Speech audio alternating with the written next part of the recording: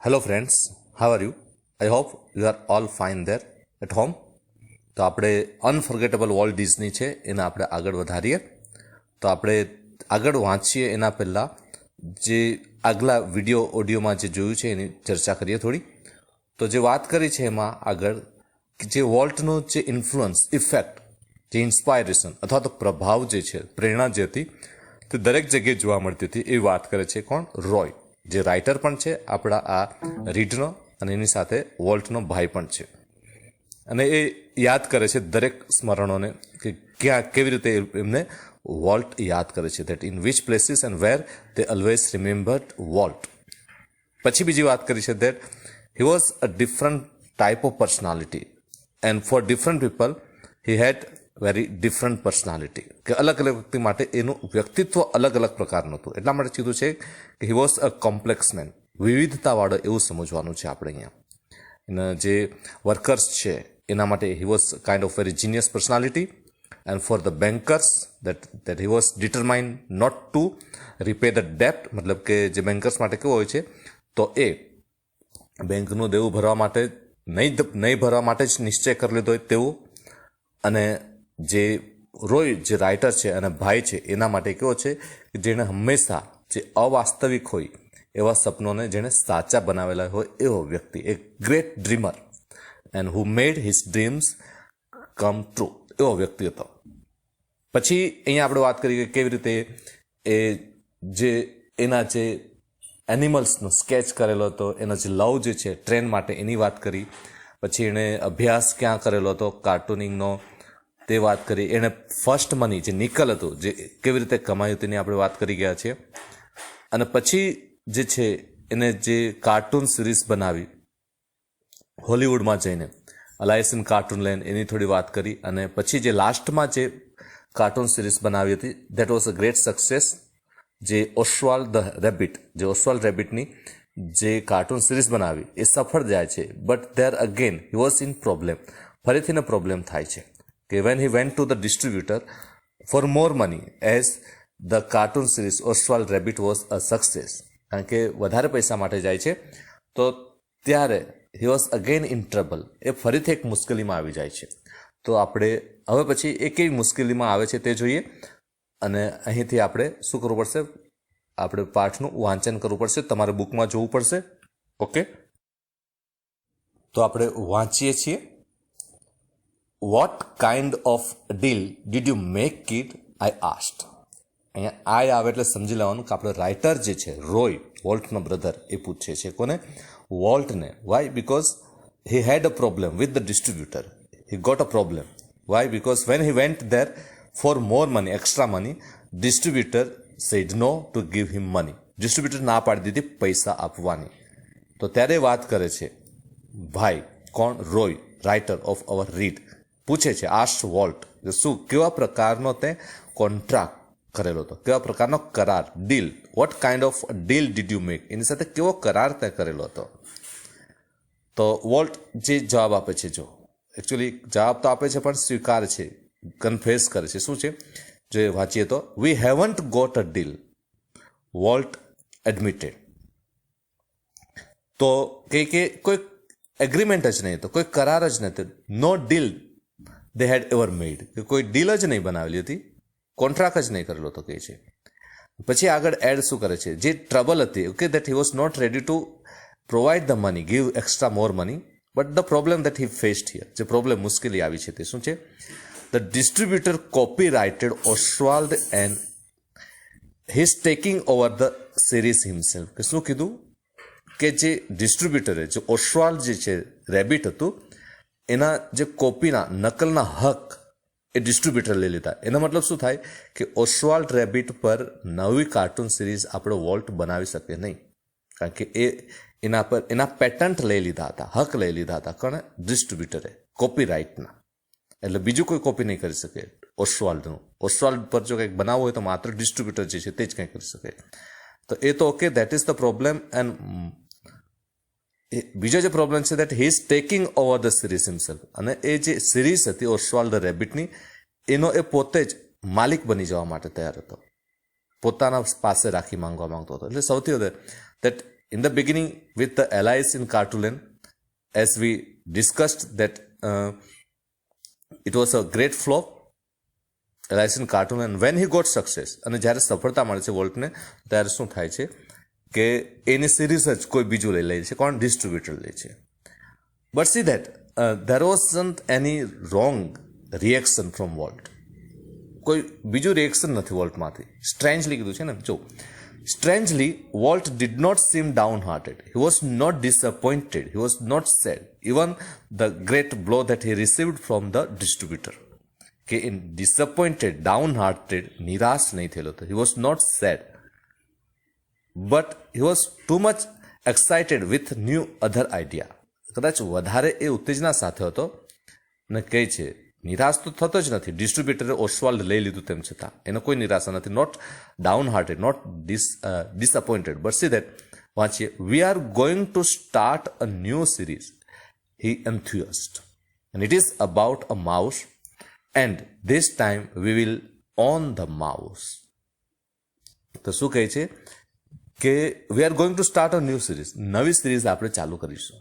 હી એન્થ્યુઝડ means ખૂબ ઉત્સાહથી વાત કરે, ઉત્સાહ બતાવતા વાત કરે છે. સો એન્થ્યુઝિઝમ હિયર, ઉત્સાહ બતાવે છે કે નવી સિરીઝ ચાલુ કરીએ. અને કઈ which series here? C that how the Mickey mouse was Born, in which condition, કઈ પરિસ્થિતિમાં મિકી માઉસનો જન્મ થયેલો હતો. કારણ કે ઓસ્વાલ્ડને જે ટેકિંગ ઓવર થઈ ગયું, પછી કંટ્રોલમાં લઈ લીધું, ઓન કરી લીધું, અને એટલા માટે મિકી માઉસ આવે છે. It is, the new series would be about a mouse, and this time we will own the mouse.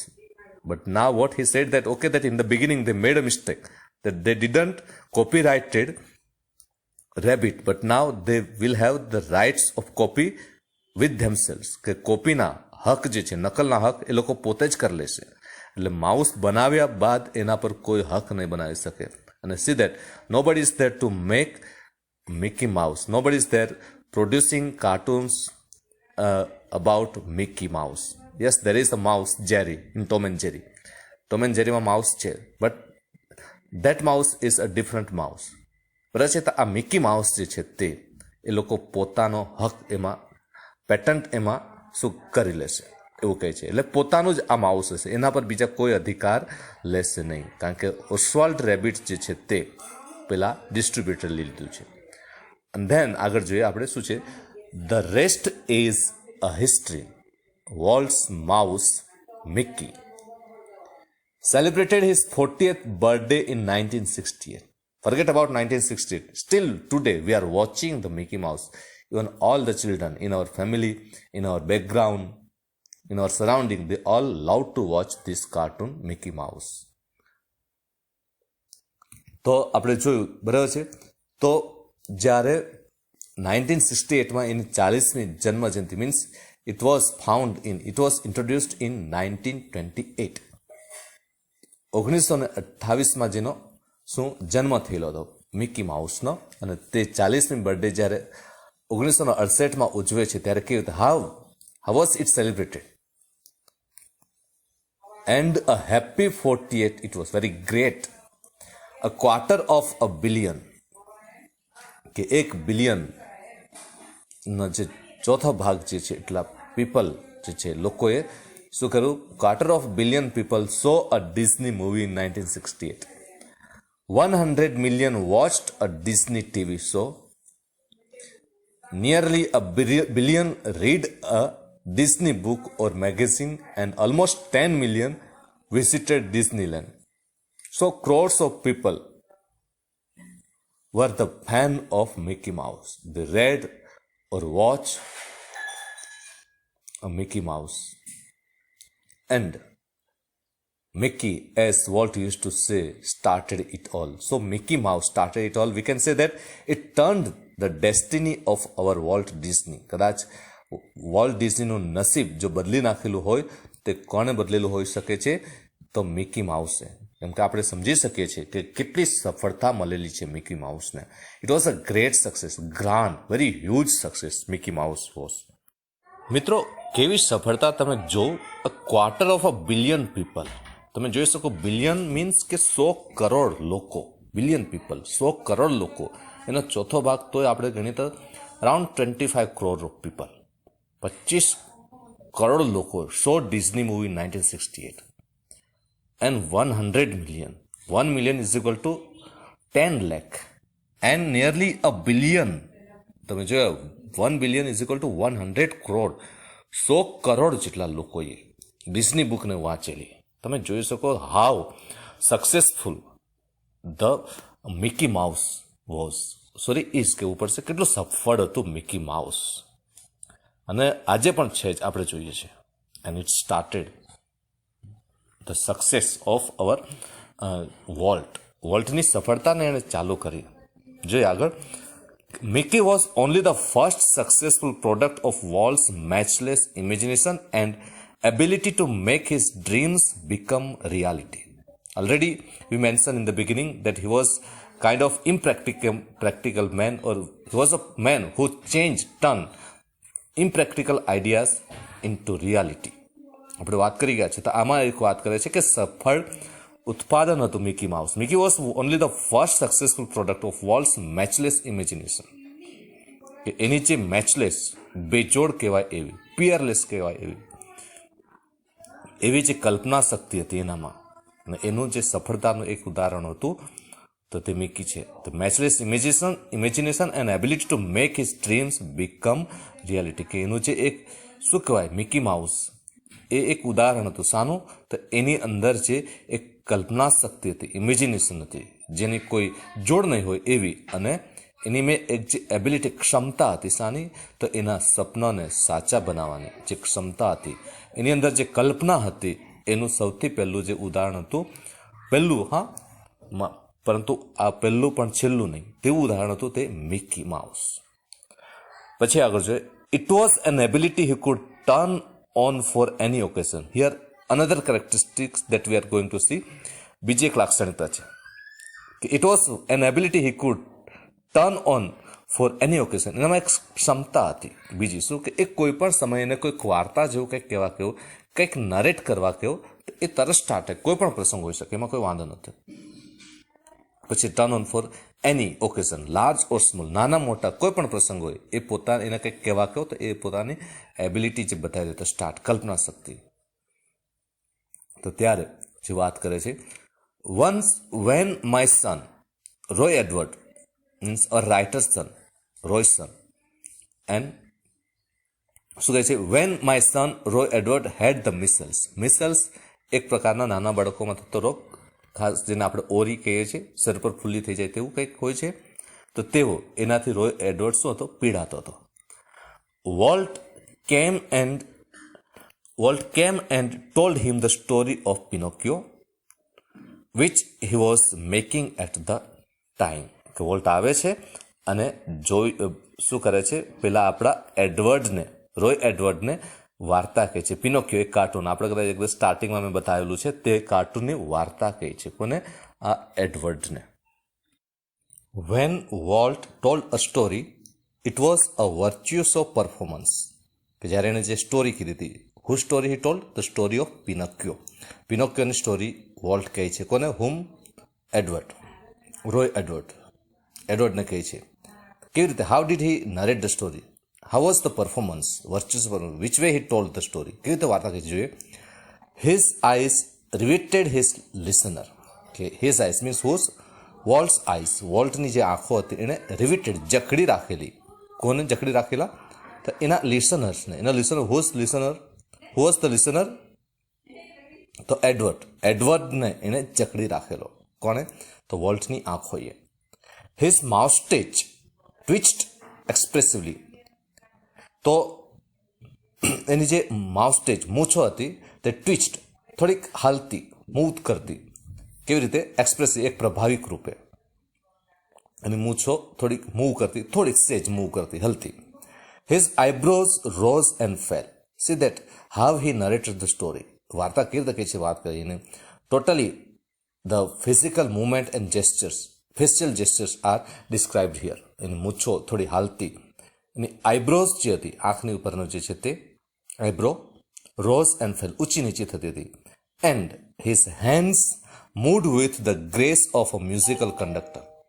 અને જે એની જે શું હતી, એના જે હાથો હતા ફરતા હતા, કેવી રીતે જાણે કે એક મ્યુઝિકલ કંડક્ટર જે સંગીતનું નિર્દેશન કરનાર હોય, તો તેના હાથ જે રીતે એક ખૂબ સારી રીતે જે સુંદરતાથી જે ભવ્યતાથી જે ફરતા હોય તેવા જ હાથો આપણા વોલ્ટના ફરતા હોય. કોના જેવા હાથો હતા એના ફરતા હતા? તો એક સંગીતના જે નિર્દેશક હોય તેવી રીતે મ્યુઝિકલ કંડક્ટરના જે હાથો જે રીતે ભવ્યતાથી ગ્રેસફુલી જે રીતે હોય ફરતા હોય તે જ રીતે વોલ્ટના હાથો ફરતા હતા. Young Roy was so wide eyed at Walt's graphic telling of the fairy tale that he forgot all about his missiles. Young Roy here, Roy means who? Roy Edward was so wide-eyed, so much surprised, so much amused, એટલો બધો આમ આશ્ચર્યચકિત થઈ ગયો. What is the effect, the result, એના પરિણામે શું થયું કે શું કીધું, અને સાનું એટ વોલ્ટ's ગ્રાફિક ટેલિંગ ઓફ ફેરી ટેલ, જે વોલ્ટે જે ફેરી ટેલ હતી, મતલબ કે ફેરી મતલબ પરીઓની જે વાર્તા હતી, કોની પિનોકિયો વાળી જે વાર્તા હતી, એનું જે વિવિધ ડિસ્ક્રિપ્શન આપેલું હતું, એણે જે ગ્રાફિકલ ડિસ્ક્રિપ્શન હતું, સંપૂર્ણ ફૂલ્લી ડિસ્ક્રિપ્શન હતું, તેનાથી એટલો બધો આશ્ચર્યચકિત અથવા તો અભિભૂત થઈ જાય છે that he forgot all about his missiles. The effect of Walt's narration on our young Roy પર અસર શું થાય છે, એનો જે મિસેલ્સ હતા જે ઓરી થયેલા હતા, એની જે પેન પીડા હશે એ સંપૂર્ણ ભૂલી જાય છે. કોણ? તો આપણો રોય એડવર્ડ. કેમ ભૂલી જાય? Y he forgot? Because he listen to the story of our volt and he was too much involved there. ખૂબ ઇન્વોલ્વ થઈ જાય છે, ઇનગ્રોસ્ડ ઇન ધ સ્ટોરી નરેશન. પછી જોઈએ letter when he so the finished picture. પણ જ્યારે Roy એડવર્ડે finish picture, કોનું finish picture હશે? પિનોકિયોનું પિક્ચર જોઈ છે, ત્યારે શું થાય છે? He was સ્ટ્રેન્જલી disappointed. એ શું થાય છે? થોડો નિરાશ થાય છે. કોણ? Roy Edward. કેમ નિરાશ થાય? તો કહે છે why was he disappointed or very sad, not happy with the movie or the picture જે હતું તેનાથી કેમ ખુશ નથી થતો? તો કહે છે it didn't seem as exciting as when uncle Walt told it. કે એને જે પિનોકિયો સ્ટોરી જે કહેવામાં આવેલી હતી, કોના દ્વારા? વોલ્ટ દ્વારા. ત્યારે જેટલી ઇન્ટરેસ્ટિંગ લાગેલી હતી તેટલી ઇન્ટરેસ્ટિંગ એને લાગતી નથી. ક્યારે? જ્યારે એ પિનોકિયો ઉપર જે મૂવી બનાવેલું છે, પિક્ચર બનાવેલું છે તે જોઈ છે ત્યારે. એટલે અહીંયા આપણે જોઈ શકીએ છીએ the characteristics of Walt, type of personality that Walt had. એની જે એબિલિટી હતી નરેટિંગ સ્ટોરી, તેની વાત કરી છે અહીંયા. તો આપણે આ જોયું. પછી આગળ ચાલીએ. Like many people who work to create humour, volt took it very seriously.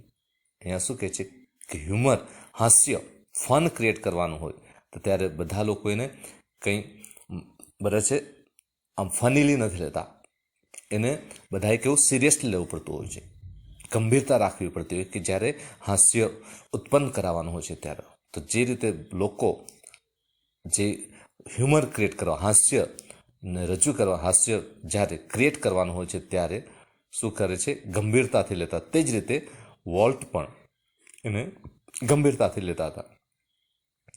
He would often sit glumly through the funniest cartoon concentrating on some way to improve it. કે જ્યારે પણ એક જે સૌથી ફની હોય એવું કાર્ટૂન ઉપર ધ્યાન રાખતા, તો ત્યારે એને કેવી રીતે એને સુધારી શકાય એના પર વિચારતા, ધ્યાન રાખતા. તો ત્યારે એ શું કરતા હતા કે સિટ ગ્લુમિલી, બહુ જ આમ ગ્લુમિલી એટલે નિરાશાથી, સેડલી તો નહીં કહી શકીએ, નિરાશાથી પણ બહુ જ ગંભીરતાથી કદાચ એ બેસતા અને એ વિચારતા કે કાર્ટૂનને કઈ રીતે વધારે સારી રીતે સુધારી શકાય, ઇમ્પ્રૂવ કરી શકાય. The cartoon can be made, how the cartoon can be made better, કેવી રીતે કાર્ટૂનને વધારે સારું બનાવી શકાય. પછી આગળ જોઈએ. Walt valued the opinions of those working with him, but the final judgment was always unquestionably his. કે વોલ્ટ બીજા બધા પાસેથી ઓપિનિયન્સ, વિચારો માંગતા, એપ્રિશિએટ પણ કરતા, વખાણતા પણ ખરા, પણ ધ ફાઇનલ જે લાસ્ટ જે જજમેન્ટ, નિર્ણય જે લેવાતો તે નિર્ણય કોનો રહેતો? વોલ્ટનો જ રહેતો. Once, after viewing a new cartoon with evident displeasure, કે એકવાર શું થયેલું કે કાર્ટૂનને જોયા બાદ વોલ્ટના ચહેરા પર સ્પષ્ટ શું દેખાતું હતું? નિરાશા, ડિસ્પ્લેઝર, that he was not happy with the cartoon that he watched, that he had been shown. જેને કાર્ટૂન એને બતાવવામાં આવેલું હતું તે કાર્ટૂનમાં એને કોઈ ખામી લાગી છે અને એટલા માટે શું કરે છે? થોડા નિરાશ. And for that, what he did, Walt called for comments from a group of our people. કે વોલ્ટ જે છે તે થોડા એના વર્કર્સ હતા, એ લોકોને આ જે કાર્ટૂન પર કોઈ કોમેન્ટ આપે એટલા માટે બોલાવવામાં આવે છે. One after another they spoke up, all echoing Walt's criticism. બધા જ વારાફરતી જે બોલે છે વોલ્ટના જે ક્રિટિસિઝમ, વોલ્ટે જે પણ ખામી કાઢેલી હોય કે વોલ્ટનું જે પણ વિવેચન હતું તેના પડઘા પાડીને બધા જ બોલે છે. તો ત્યારે વોલ્ટ શું કહે છે? I can get rubber stamp that say yes, Walt. He snapped. તો ત્યારે થોડા એંગ્રીલી, થોડા ગુસ્સાથી જરાક બોલે છે, વચ્ચે અટકાવી દે છે એ લોકોને, કદાચ એમ પણ કહી શકે કે કહે છે કે I can get rubber stamps. હવે રબર સ્ટેમ્પમાં જો શુદ્ધ ગુજરાતી કરીએ તો સિક્કો, જે આપણે સ્ટેમ્પ મારીએ છીએ સ્કૂલમાં કે આમ તે મારી લાવે છે ઓફિસમાંથી, પણ તેવું નહીં લેવું આવે કે એ એવા વ્યક્તિ લાવી શકે જે વોલ્ટ જેવું કે તેવું તરત માની લે, સ્વીકારી લે, વિચાર્યા વગર. તો એવા વ્યક્તિ એ લાવી શકે છે. Then he wheeled and asked the projectionist what he thought. પછી wheeled મતલબ કે ફરવું. એની જે રિવોલ્વિંગ ચેર હશે એમાં એ ફરે છે, જે ફરતી ખુરશી હોય તેમાં એ ફરે છે. And asked the projectionist, જે પ્રોજેક્ટરનું હેન્ડલ કરતો હોય તેવો, તેને બોલાવે છે, એનું કહે છે કે તેના વિચારો મને જણાવ. The man sensed that dissent was in order. કે માણસ મતલબ જે કોણ પ્રોજેક્શનિસ્ટ હતો તેને ખ્યાલ આવી જાય છે. અન્ડરસ્ટુડ, રિયલાઇઝડ, સમજી જાય છે. શું? સેન્સ્ડ એટલે સમજી જવું. અહીંયા the decent was in order, કે જે અપોઝ હતો, વિરોધ હતો, તે યોગ્ય હતો. એટલે કહે છે, એટલે વિરોધ કરે છે, વોલ્ટનો વિરોધ હોય તે યોગ્ય હતો. એટલે શું કહે છે? I think you are all wrong. એટલે એ જે પ્રોજેક્શનિસ્ટ છે એ કહે છે, બધાને ખોટા પાડે છે. I think you are all wrong, he declared. રજૂ કરે છે. Walt just grinned. તો વોલ્ટ થોડુંક હસે છે, થોડુંક કટાક્ષમાં હસે છે. Walt just grinned. પછી કે you stick to your projector. કહે છે તું જા તારા પ્રોજેક્ટર પર જતો રહે. હી સજેસ્ટેડ, એને સલાહ આપી.